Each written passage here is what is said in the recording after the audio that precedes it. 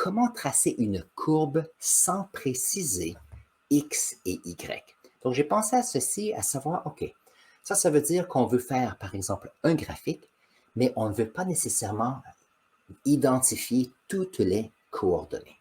Donc, voyons voir si on peut répondre à cette question. Si on veut faire un graphique ou une courbe sur un plan cartésien, un exemple serait par exemple y égale à x plus 2. Nous prenons les coordonnées et ça nous permet d'avoir des points et ces points sont mis sur un graphique. Mais qu'est-ce qui arrive, c'est que plus vous faites des graphiques, plus vous avez une idée de ce qui est derrière un graphique et une équation. Alors, moi, je sais que si j'ai x égale à y, ça veut dire que lorsque x égale 1, y est tout de suite égal à 1. Si x égale 5, y égale 5. Ça veut dire que même si je n'ai pas un tableau de valeurs, je sais que la droite sera comme ceci. Donc, y égale à x, comme cela.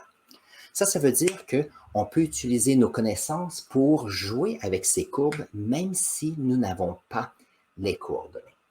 Si j'ai y égale x plus 2, alors ça ici, c'est une courbe qui est 1, 2 comme cela. Alors ici, 1 et 2. Et nous avons une droite qui est comme ceci.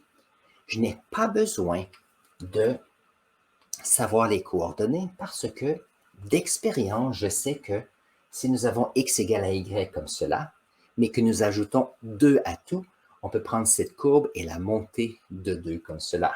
Donc, on a pris ce point-ci et on l'a monté de 2 vers le haut.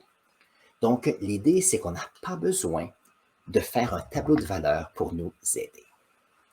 Une autre chose qui est intéressante, c'est par exemple y égale à x carré comme cela.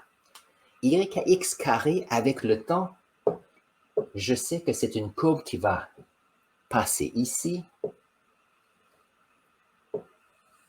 et qui sera comme cela. C'est une parabole. Et c'est fantastique de ce côté-ci.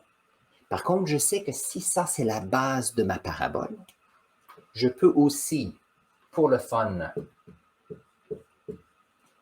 mettre cette parabole négative. Et si c'est le cas, nous avons une parabole qui est inversée. Donc, je n'ai pas besoin de trouver chacun des valeurs de x et de y parce que dans ma tête, je sais déjà comment est une courbe et donc, je peux avoir une idée générale où elle va. Donc, par exemple, si j'ai y égale à, disons, moins 4x carré, on a ici un coefficient qui est encore négatif, mais un 4 qui est ici. Moi, je sais que c'est une courbe qui aura l'air de... qui sera beaucoup plus... qui est inversée, mais qui sera beaucoup plus près de l'axe, comme cela. Donc, quelqu'un peut dire, ah, je n'aime pas nécessairement les X et les Y, ce n'est pas facile, j'aimerais avoir des trucs. La meilleure façon pour avoir des trucs, c'est avoir fait quelques graphiques, faire des dizaines de graphiques, faire des centaines de graphiques pour vous aider. Maintenant, vous êtes chanceux et chanceuse parce que sur Internet, il y a plein de sites web qui vous donnent un plan cartésien. On vous donne la chance de mettre des équations et vous pouvez mettre une équation et visualiser le graphique qu'il y a là. Et ça, c'est fantastique parce que ça vous permet de dire, OK, plus vous voyez comment est-ce que ces équations sont par rapport à leur image graphique, ça vous permet de pouvoir aider, bien sûr. Maintenant, je vais montrer un autre exemple qui est intéressant. Donc, quelque chose que j'ai vu souvent ici, c'est que, OK, nous avons ici un x et un y qui est au carré égale 4. Donc, j'ai fait beaucoup de ces graphiques et je sais que ça, c'est une équation de cercle et c'est basé sur le fait que le 4 ici, c'est le rayon du cercle au carré. Ça veut dire que si je vais à 1, 2 négatif, 2, 2 et 2,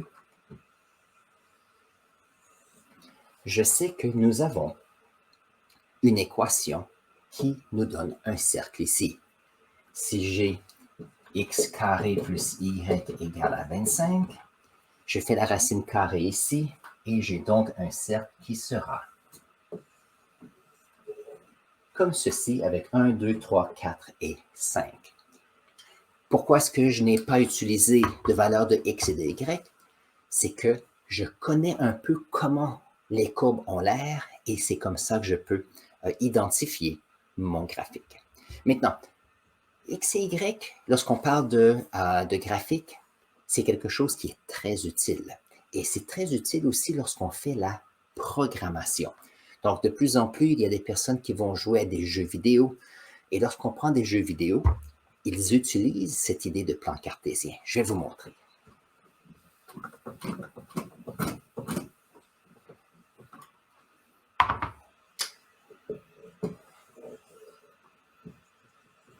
Donc ça ici, c'est une simplification, mais vous allez voir un peu qu'est-ce que je veux dire. Si nous avons un écran ici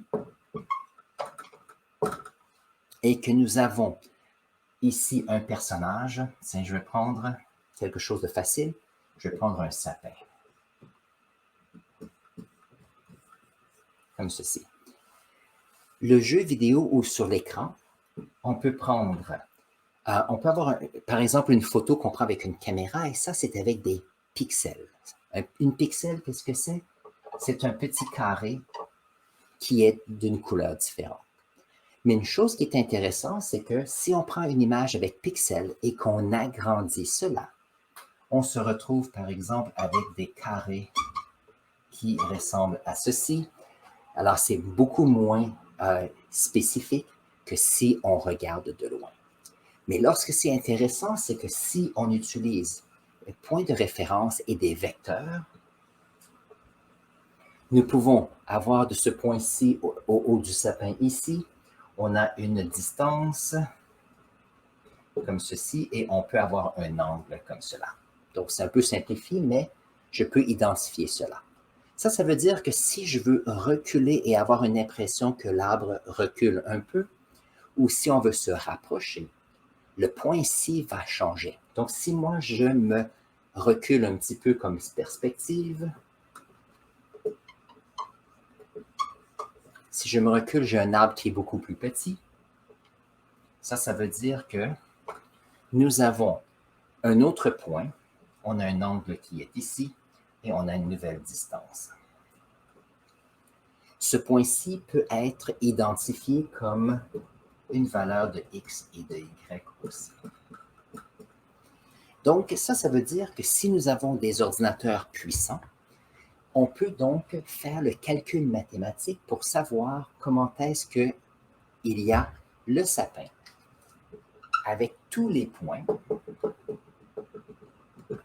Et l'ordinateur va mesurer ceci. Donc, lorsqu'on va reculer, avoir l'impression de reculer et que le sapin rapetisse, chacun de ces points est calculé mathématiquement de façon à ce qu'il y ait une perspective qui est continue. Et ça, c'est intéressant, point de vue mathématique, mais point de vue programmation, c'est fantastique aussi.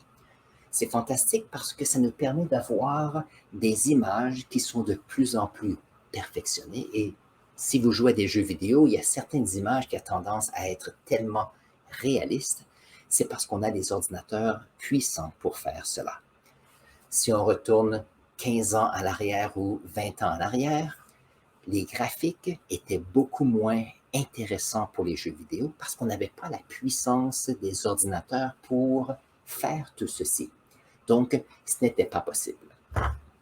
Alors, lorsqu'on pense à l'idée qu'on a besoin d'un plan cartésien avec des valeurs de x et y, on peut aussi quantifier des courbes et donc, ce qu'on peut faire, c'est que si on peut trouver la formule, ça nous permet d'avoir nos courbes et faire ce que l'on veut avec des images ou faire des graphiques possibles.